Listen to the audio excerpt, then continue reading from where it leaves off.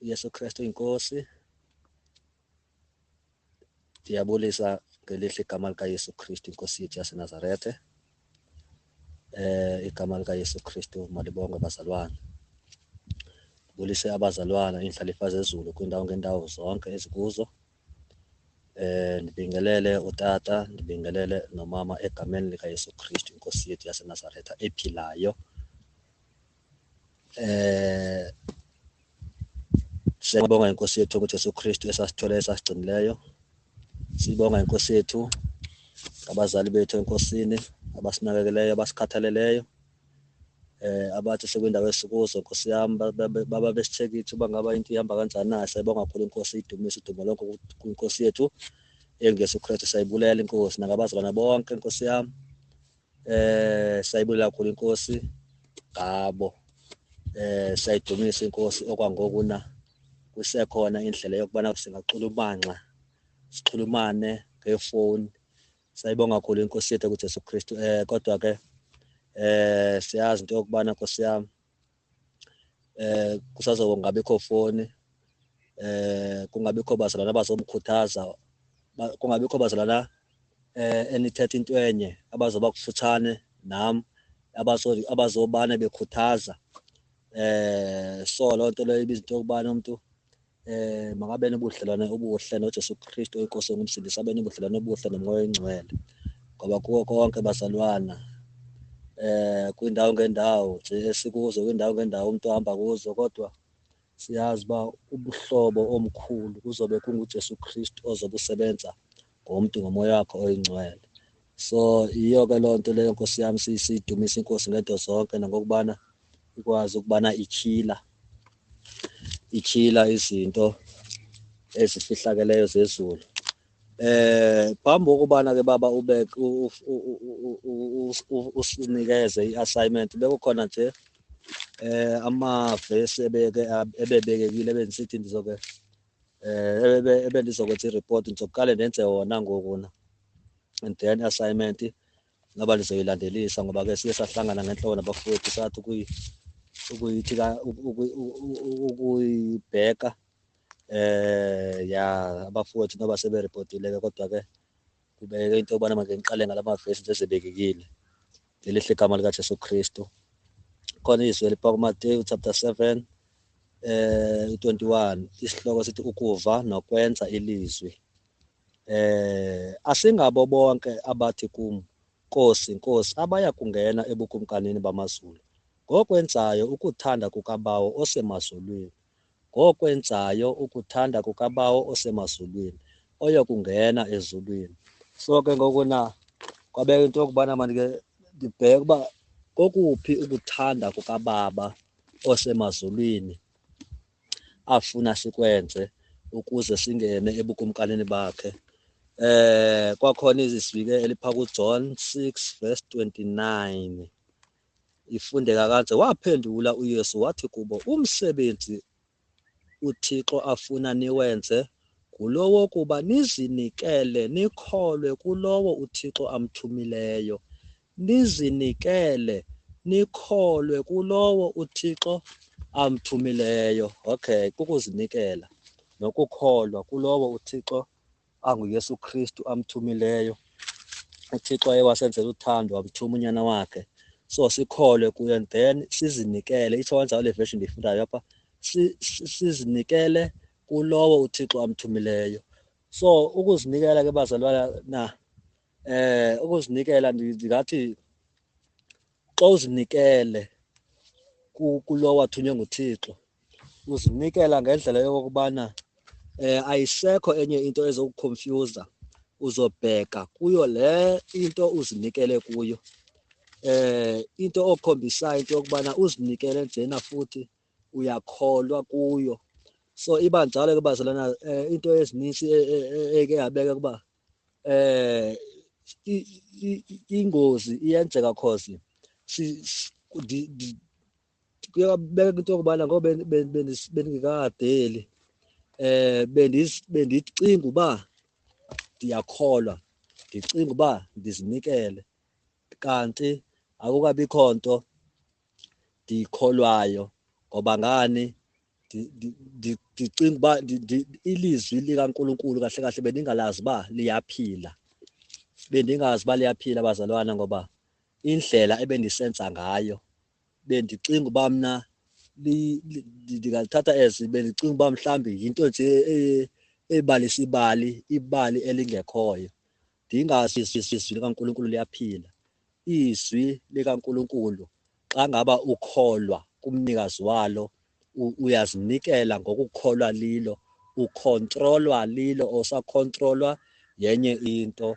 So uhamba ngokwentando yelizwi, osahambi ngokokuthanda kwam ngoku nebendikuhamba, sendihamba ngokokuthanda kulowo ndizinikele kuyo nguJesu Kristu.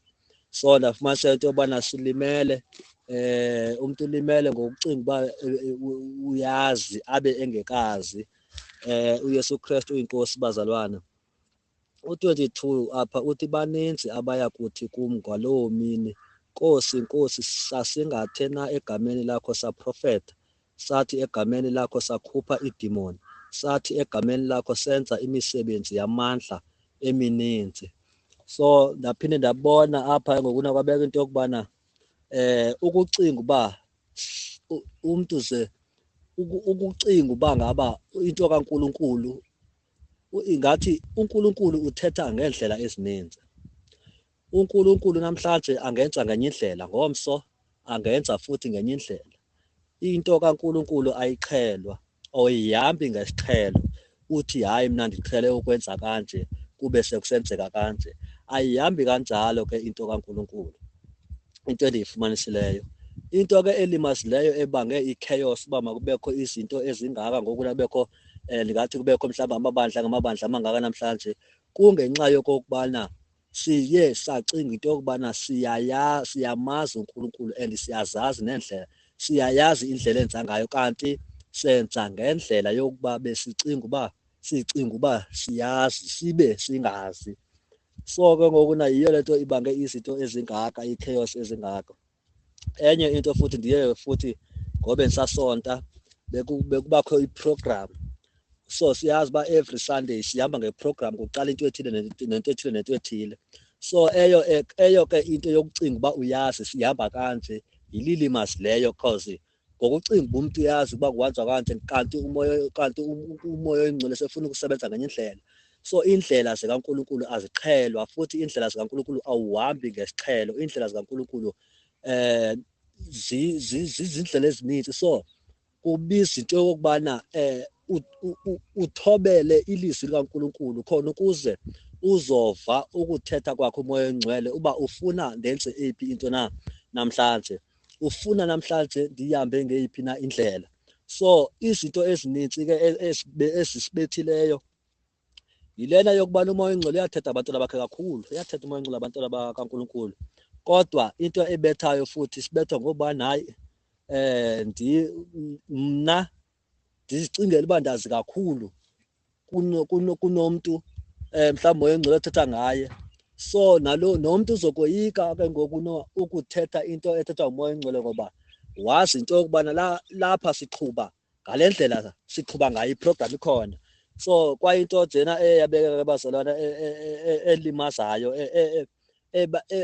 elimaze abantwana bakaNkulunkulu ngokuhamba ngokucinga uba bayayazi and bayayiqonda into abayenzayo babe bengaqondi. Khona incwadi yeZenzo chapter 13 verse 46 uba ndiphazame, apho uPawulos athi zefundisa endlini yesikhungu. So apho zekufundisa khona kuyisabatha, kwiveki elandelayo beza bebabanintsi abantu befuna ukuva izwi likaThixo. So abantu ke ngokuna izikhulu zamaJuda zivukwa ngumona, zithi ziyonyelisa ngokunoPawulos kwaba bantu, zithi ayikho lento bayithethayo aba bantu. So uPawulos uyabaxelela into yokubana kwanina nidinga ukufundiseka, ilizwi likaThixo lishunyayelwe kuni kuqala. So kunezinto ezenzakeleyo, abantu bagijimela ukufundisa, bagijimela ukushumayela, babe bengafundisekanga, bengafundiswanga. So zizo ngokuna ezi zinto zibangela chaos ezingaka kubantwana bakaNkulunkulu. Yizo izinto ezisilimazileyo kakhulu. Amen bazalwane. So ithi ke ngolapha inkosi izothi sasiprofeta egameni lakho. Okay, sesiprofeta egameni lakho. Okay, manje siphinde sifunde uJohn chapter 6. uJohn chapter 6. uJohn chapter 6 uverse 38. Ngokuba ndihle emazulwini ndingaze kwenza ukuthanda kwami, ndize kwenza ukuthanda kwalowo wandithumayo. uJesu Kristu wehla ezulwini. uJesu Kristu emhlabeni akezanga kuzokwenza ukuthanda kwakhe, uzokwenza ukuthanda kukaBawo osemazulwini. So thina sikholwa kuJesu Kristu. uJesu Kristu usebenza ngomoya wakho ongcwele kuthi. Ukusebenza kukaJesu Kristu ngathi ngomoya wakho ongcwele ayithi ke lonto eyo masehlisele ifocus ekufuneni uJesu Kristu. Yeyo futhi enye into edale ingozi kakhulu. uJesu Kristu uyasebenza abantwana bakhe, kodwa abaqhubaleka abafune uJesu Kristu bacinga into yokubana uYesu Kristu bayamazi ba usebenza kanje, abe uYesu Kristu angasebenza ngami namhlanje, ngingalikhupha idimoni namhlanje, but ngoba uJesu Kristu ikhona enye indlela angasebenza ngayo ukuze kusizakale abantwana bakaNkulunkulu. Ngingahambi mina ngesiqhelo sokubana ndenza kanje kube sekusenzeka ngalendlela. So yenye zezinye ezibangela ichaos ngoku nakuthiwa bayothi sesiprofeta egameni likabali likaYesu Kristu, bathi baninzi abaya kuthi kum ngalowo mini, Nkosi, sasingathena egameni lakho saprofeta, sathi egameni lakho sakhupha idimoni. So nansi ke ingxaki, egameni kusetyenziswe lapha igama likaJesu Kristu, bezisebenzisela bona, basebenzisa igama likaJesu Kristu. AkungoJesu Kristu obesebenza ngabo ngomoya wakho ongcwele kubo. Xa ingaba zena uzoyifunda kuhle uyivisise, akungoJesu Kristu xa sithi bayothi Nkosi, egameni lakho sasikhupha idimoni, egameni lakho sasikhupha idimoni. So abazuthi uba Jesu Kristu nguwe ozokhupha idimoni ngomoya wakho ongcwele ngami. Bathatha ukuthi xa ndibona lapha kahle kahle laba bantu bazothi Nkosi, egameni lakho sasikhupha idimoni. Kanti kubani uJesu Kristu uthini pha kuYohane? Wayenza intando kaBawo. So nathi ndikumele uJesu Kristu ngomoya wakho ongcwele, mna ndithobela intando kaJesu Kristu ayenza ngami. Andizuthatha igama likaJesu Kristu ndihambe ngokuliqhela ndicinga uba ndiyazi uba ndenza kanje ngegama likaJesu Kristu kwenzeke. nguJesu Kristu futhi owenza izimanga ngomoya wakho ongcwele ngami.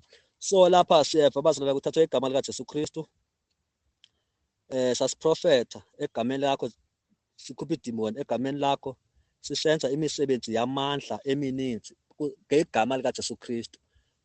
But bona basebenzisa igama likaJesu Kristu kungangoJesu Kristu osebenza ngabo.